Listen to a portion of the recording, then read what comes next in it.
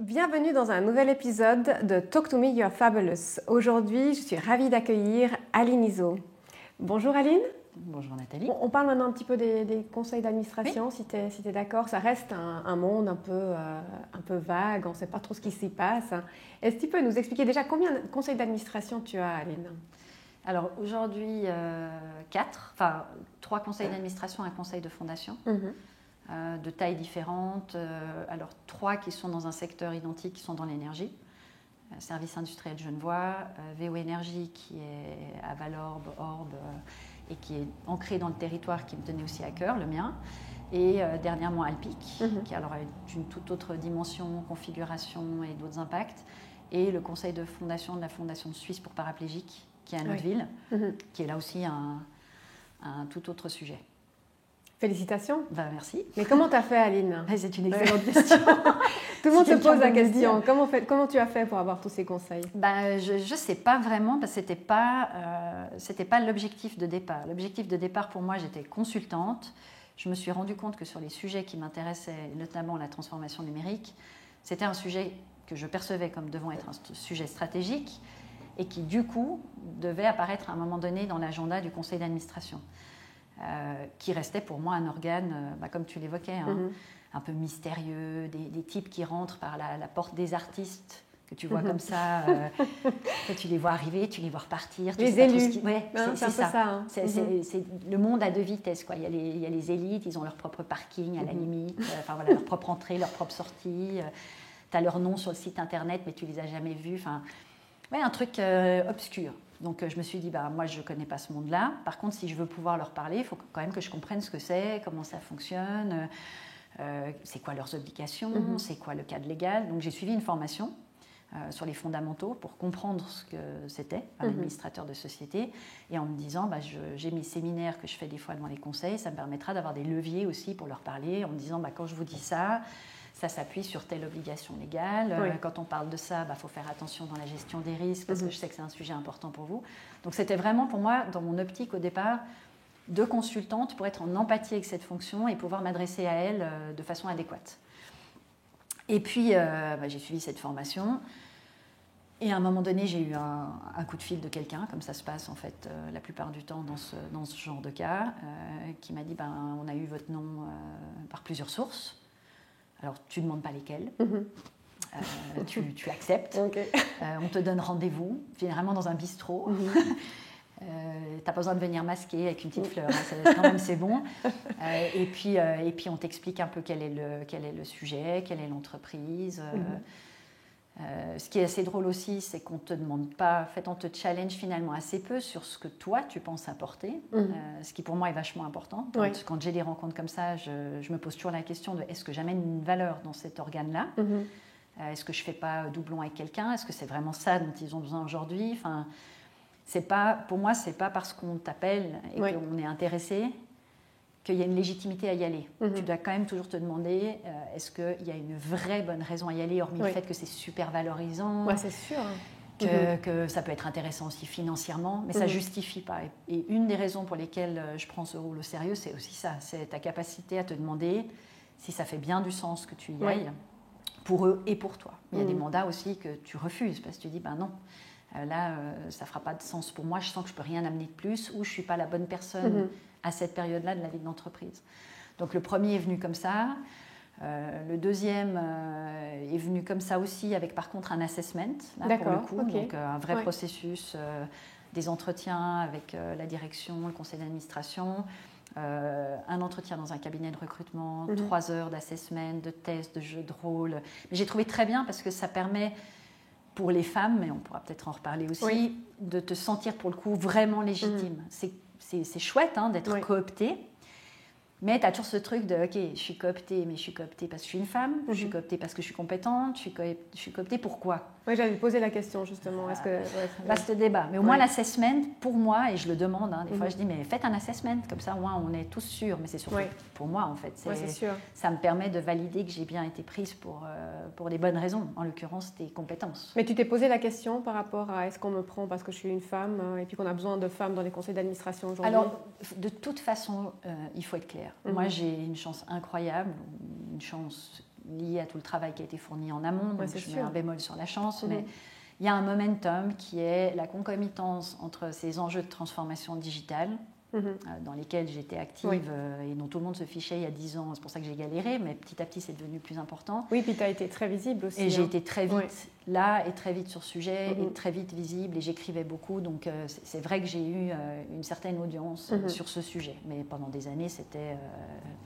oui, c'est pas tombé comme ça en fait. Non, ça a vraiment été laborieux. Comme souvent, quand tu arrives un poil tôt sur le marché, tu galères ou alors il faut l'appeler autrement parce que les gens ne comprennent pas ce terme-là. Bon. Donc il y a ce momentum-là de la transformation digitale et le côté femme, la diversité, on va appeler ça comme ça, même si pour moi les femmes, ce n'est pas la seule diversité, mais une forme de diversité qui est les femmes. Et des fois, j'ai même un troisième momentum qui est la Romandie. Ah oui, c'est sûr. Et quand tu conjugues les trois, alors on est plusieurs aussi, il faut mettre ça en perspective. Il y a plusieurs femmes qui peuvent être femmes et romandes, alors pas forcément actives dans la transformation digitale, mais on est quand même plusieurs. Je ne suis pas la seule à ressortir sur les radars. Donc je sais que je suis quand même en concurrence avec d'autres personnes. Puis à la fin, quand j'ai le mandat, c'est quand même ma personne qui a été choisie. Ce n'est pas juste une femme romande et dans la transformation digitale. Puis il y a quand même un assessment, comme tu disais. Donc il y a quand même, généralement, il y a une longue liste, puis après une short list. Donc quand toi, tu sors, tu as quand même ce truc de dire j'ai été choisie parmi d'autres. Je n'étais pas la seule sur la liste, comme c'était peut-être le cas il y a 10 ou 15 ans sur certains profils où en fait il y avait, on le voit, il y a des femmes qui étaient tout à coup dans tous les conseils d'administration parce qu'elles étaient bonnes, puis que on faisait avec les profils qu'il y avait, puis qui étaient déjà sécurisés par d'autres. Donc il y a un momentum avec les femmes, mais au-delà de ça, comme tu as quand même ces entretiens avec les membres des conseils, puis des fois je suis quand même en concurrence aussi avec des hommes, les compétences ont quand même l'air de jouer et l'attitude, la personnalité. Parce que contrairement au monde corporate opérationnel, dans les conseils d'administration, ma franchise intellectuelle, mon indépendance d'esprit, mon esprit critique sont plutôt des compétences recherchées pour le coup. Ce qui n'était pas le cas. Et utile. Et très utile. Ce qui n'était pas le cas dans les fonctions opérationnelles pour lesquelles je candidatais, paradoxalement. Et est-ce que tu as l'impression vraiment de faire une différence dans ces conseils d'administration ? Qu'est-ce qui se passe vraiment dans ces conseils d'administration ? Alors oui, je fais une différence, ce n'est pas une impression. Je fais une différence parce que c'était aussi une des raisons pour lesquelles, au final, ça m'a intéressée. Je me suis quand même posé la question de est-ce que c'est une bonne idée ? Est-ce que ça fait du sens ? Est-ce que je ne suis pas trop jeune ? Parce que si à 45 ans, enfin là j'avais 41 pour le premier, si à 41 je rentre dans le conseil d'administration alors que pour plein de gens c'est un peu le plan en fin de carrière, je me suis quand même dit qu'est-ce qui va me rester pour la fin de carrière, parce que là je suis en train de griller toutes mes cartouches de plan à 20 ans, donc c'est un peu embêtant. Donc pour moi, une des questions c'était est-ce que je vais avoir un impact ? Et je veux avoir un impact si je rentre là-dedans. Oui, tu as un impact parce que, tu es sur les aspects stratégiques, donc tu participes à réfléchir à la vision et aux décisions que va prendre l'entreprise, alors non seulement pour aujourd'hui, mais aussi pour demain, après-demain. Le secteur de l'énergie, c'est des enjeux où tu réfléchis des fois sur 50 ou 100 ans. Donc, tu as un impact sur le moyen, long terme, et des fois un terme même qui ira au-delà de ta propre existence, et tu le sais, parce que tu as les dates qui s'affichent, puis tu te dis « Ah bah tiens, je ne serai plus là donc, tu es conscient de ça. Et puis, tu as un impact parce que tu te rends compte que au vu de la composition du conseil, tu amènes une perspective qui n'existait pas avant. C'est-à-dire que tu ne fais pas de doublon dans ta façon de réfléchir, dans ton parcours, dans tes compétences avec les autres. Donc tout à coup, on se tourne vers toi sur certains sujets et ce n'est pas que la transformation digitale, mais on veut ton avis de personne qui a été indépendante, au contact avec le marché sur le terrain, parce que comme consultant, tu vois ce qui se passe chez les clients. J'ai été impliquée aussi dans pas mal d'autres choses un peu tierces. Puis on vient chercher ça aussi, ce regard différent. Donc oui, tu as un impact. Après, il faut oser te mettre en avant, affirmer ton avis, tes positions, prendre position des fois en refusant certains objets qui te sont soumis. C'est quand même un des objectifs du conseil, c'est qu'il y a un sujet, puis à un moment, il y a une décision à prendre. Et on vote. Là, le truc, c'est que quand tu n'es pas d'accord, tu dois avoir le courage, même s'il y a 20 personnes autour de la table, et que les 20 te lèvent la main pour dire oui, d'être tout à coup la seule à lever la main pour dire non. Et c'est pas grave. Et c'est justement ça qu'on a cherché. C'est important. C'est sûr. C'est cette indépendance d'esprit. Donc oui, je me demande pas, je me dis pas, tiens, j'ai l'impression d'avoir un impact. Tu as un impact. Je le vois. Voilà. Est-ce que tu penses qu'il y a un nombre limite de conseils d'administration que tu pourrais prendre? Tu t'es fixé une limite? Je ne me suis pas fixé une limite de nombre. Je me suis plutôt... Alors, aujourd'hui, j'en ai 4 qui représentent un investissement différent, qui sont de types différents. Je ne peux pas dire aujourd'hui, je pourrais en prendre 4 de plus, 3 de plus. J'en sais rien du tout. Il y en a que j'ai refusé parce que ça ne correspondait pas, ce que je te disais avant, à ce qui m'intéressait, ou je pensais qu'effectivement, ce n'était pas moi qu'il leur fallait à ce moment-là. C'est plutôt en fonction du type qui va arriver, de la dynamique du conseil, du rôle aussi, parce que dans un conseil, tu peux être administrateur, tu peux être vice-président, tu peux être président. C'est clair que si demain on venait et qu'on me disait faut reprendre la présidence de quelque chose, c'est pas du tout la même implication personnelle que quand tu es juste, entre guillemets, membre d'un conseil d'administration. Oui. Donc je suis incapable de le dire. Par contre, j'espère avoir l'honnêteté intellectuelle envers moi-même au moment où les choses se mettent en place et où les briques du puzzle s'assemblent, de dire ok, là je peux pas en prendre plus, ou alors il faut que j'en abandonne un. Oui. Mais là où je me suis engagée pour des durées qui sont claires, de toute façon, je finirai la durée pour laquelle je me suis engagée. Tu t'es engagée, oui. Donc ça, c'est typiquement les services industriels genevois, c'est 5 ans. Je ferai les 5 ans, parce que je me suis engagée pour 5 ans, à moins qu'on me dise on ne vous veut plus. Mais si on ne me dit pas on ne vous veut plus, ça, je resterai. Les autres, c'est généralement un rythme d'une année ou de 2 ans. C'est aussi une forme d'incertitude. Oui. On parlait de l'indépendance avant avec le risque. Il y a plein de gens qui ont l'impression, quand tu es dans un conseil d'administration, ça y est, tu es tranquille. Oui. Alors, c'était le cas avant, parce que souvent, tu y arrivais à 60, 65 ans. Puis, en gros, c'était un peu le beurre dans les épinards, ou les honoraires de fin de carrière qui venaient se rajouter, ou même les honoraires sur ta retraite. Donc, c'était pas... D'ailleurs, on ne cotise même pas pour la prévoyance. Ça prouve bien qu'on ne s'attendait pas à avoir des jeunes à ce moment-là. Quand tu as 45 ans, et que les mandats sont reconductibles d'année en année ou tous les 2 ans, tu ne te dis pas je suis tranquille pour 15 ans. Donc tu réfléchis quand même en te disant ok, tout ça est très fragile, puis c'est pas que toi qui décides, on peut te dire non, on n'a plus besoin de cette compétence-là, aujourd'hui le défi qu'on doit relever c'est ça, on va aller chercher quelqu'un comme ça. Tu n'as aucune garantie, tu n'as pas un contrat, ça reste entre guillemets précaire. Donc, tu ne peux pas te reposer sur tes lauriers en disant, voilà, c'est fait, quoi. Ouais, non, c'est jamais fait. Et puis, du coup, la question, c'est comment toi, tu continues aussi de te former, de monter en compétences, aussi sur d'autres sujets, pas que sur la transformation digitale, quoi. Qu'est-ce qui t'intéresse? Quels sont les secteurs où tu aurais envie, toi, d'aller te positionner pour avoir un impact? Voilà, donc ça reste un travail continu d'apprentissage, de formation. Puis moi, je n'ai pas d'employeur qui me paye des formations, donc tu te formes seul. Alors, des fois, dans des conseils, on t'aide, on te forme, mais c'est quand même, la balle est dans ton camp. C'est un investissement personnel. Ça peut ne pas l'être, mais c'est vachement risqué. Oui, c'est sûr. Si tu te dis juste ce que je suis suffit, aujourd'hui suffira demain et après-demain, il y en a plein qui pensent ça. Bien sûr. Mais moi, j'ai appris à la dure que rien n'est effectivement sûr. Et que pour me préserver, j'ai meilleur temps de mettre tout en place pour avoir un plan B, un plan C, un plan D, un plan E, un plan F, puis qu'à côté, je dois me former pour ne jamais être obsolète. Oui. Donc cette notion d'obsolescence, elle m'a toujours fait peur. C'est pour ça que j'ai pas arrêté de me former, d'assister à des choses, de suivre des cours en ligne, voilà, d'essayer de rester pertinente dans ce que je pouvais apporter. Et puis quand tu as des enfants, ça te motive aussi à te dire, je peux pas juste... Ouais, t'arrêter de te reposer. M'arrêter puis me dire ça y est, c'est bon, quoi. Les enfants, ils te remettent en question tout le temps. Tu vois aussi qu'eux, ils avancent dans leur chemin, puis tu as envie de rester dans cette dynamique d'apprentissage continu. Je crois que pour moi, c'est un des trucs qui me plaît, c'est d'apprendre tout le temps. Qu'est-ce que tu pourrais conseiller à des femmes ou des hommes qui aujourd'hui recherchent des conseils d'administration? Je sais qu'il y a beaucoup de personnes qui doivent te poser la question, mais quelles sont les choses que tu pourrais recommander? Déjà, je recommande de se poser la question de pourquoi on va aller dans un conseil d'administration. Oui. Et ça rejoint ce que je te disais avant sur c'est quoi ce que moi je veux apporter.